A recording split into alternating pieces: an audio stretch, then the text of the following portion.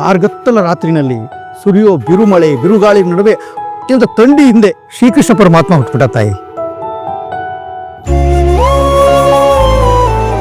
ಒಂದು ಒಳ್ಳೇದಾಗಬೇಕು ಅಂದರೆ ಅದರಿಂದ ಕೆಟ್ಟದ್ದು ಏನಾದ್ರು ಆಗೇ ಆಗಿರುತ್ತೆ. ಹಾಗೆ ನಿಮ್ಮಲ್ಲೂ ಏನೋ ಒಳ್ಳೇದಾಗಬೇಕು ಅಂತ ಈ ಥರದೊಂದು ಕೆಟ್ಟದ್ದು ನಾಂದಿ ಆಗಿಬಿಟ್ಟಿದೆ. ಯೋಚನೆ ಮಾಡಬೇಡಿ, ಎಲ್ಲ ಮುಗೀತಲ್ಲ, ಖಂಡಿತ ಒಳ್ಳೇದಾಗೇ ಆಗುತ್ತೆ ತಾಯಿ. ನಿರಾಳವಾಗಿರಿ.